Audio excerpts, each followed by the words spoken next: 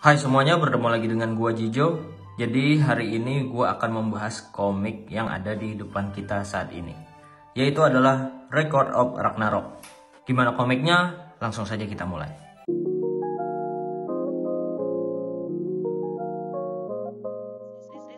Jadi untuk yang pertama gua akan bahas tentang covernya. Untuk covernya ini dicetak dengan tipe dop ya. Jadi nggak ada glossy sama sekali, depan dan belakang. Dan menurut gue ini lebih premium sih dibandingkan dengan yang glossy. Tapi ada kekurangannya karena untuk yang Dove ini rentan sekali untuk kotor.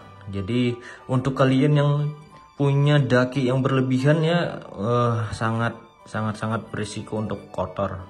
Apalagi di bagian belakang ini banyak sekali warna putihnya. Di sini juga. Dan lagi-lagi ya ini juga warna covernya itu warna putih soalnya. Kalau misalkan nggak putih mungkin agak kurang kelihatan gitu kotornya nanti. Tapi ini sih sudah bagus banget ya, sudah kayak premium banget gitu. Ini gue perlihatkan cover nomor satunya kayak gini, cover nomor 2-nya memperlihatkan beberapa karakter ya. Ini karakter yang bakalan duel nanti.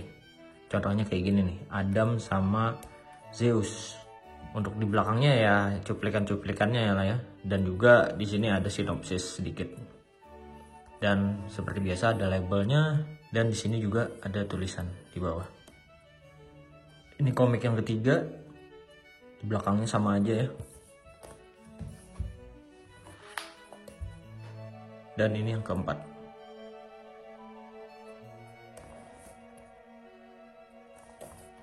Untuk bagian sampingnya kayak gini ya, cukup simple.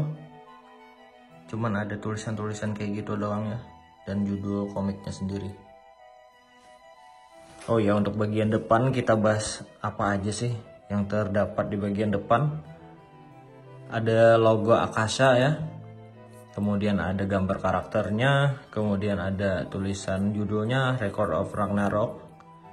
Habis itu ada nomor 1. Di sini ada art by Ajishika, skenario Shinya Omemura, manga storyboard Takumi Fukui.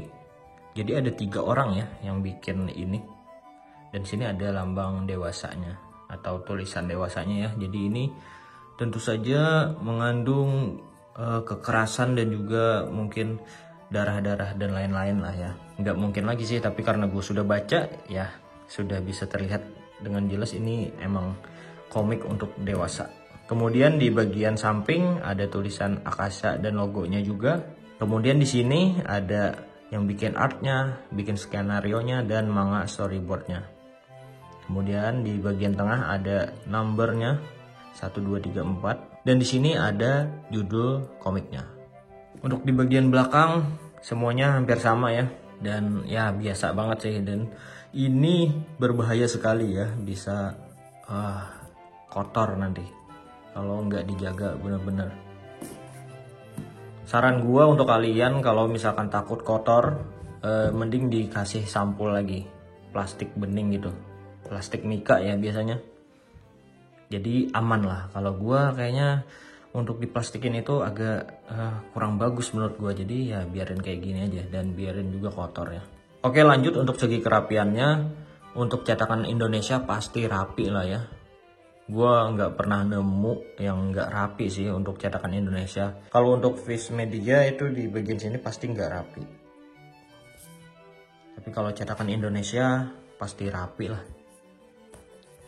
Untuk yang lainnya nggak ada masalah sih.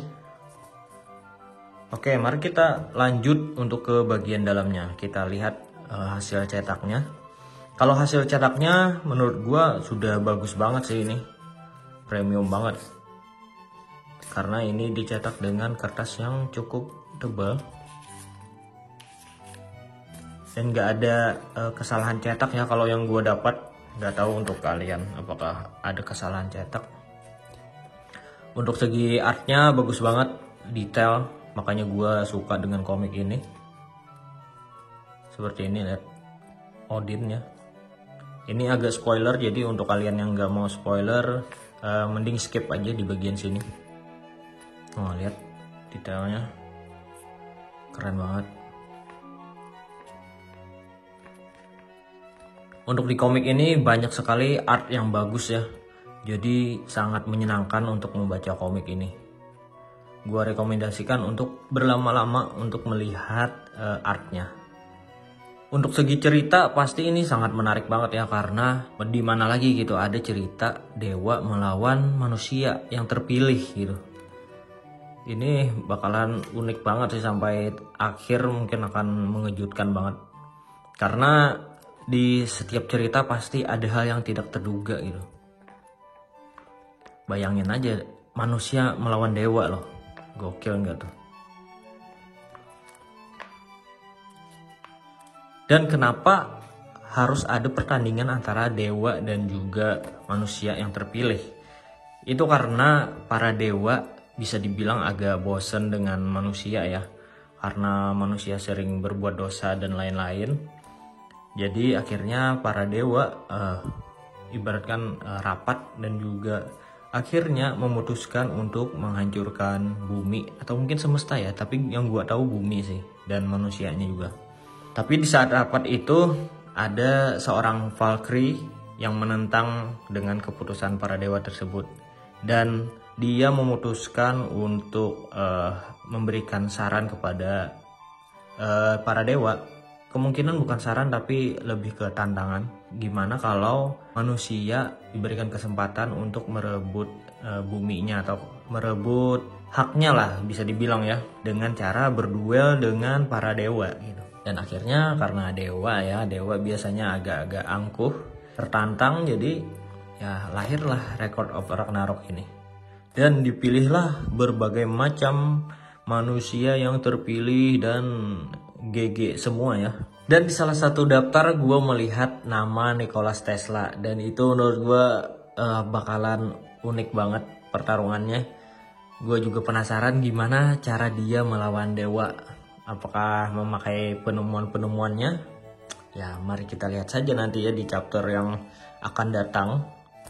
Dan ini nanti akan gue lengkapin juga ya koleksi gue. Kalau nggak salah sudah sampai 7 ya di Gramet itu, gue lupa sih. Jadi untuk kesimpulan, apakah kalian perlu untuk mengoleksi ini? Menurut gue sih perlu ya, karena dari segi cerita menarik dan juga unik.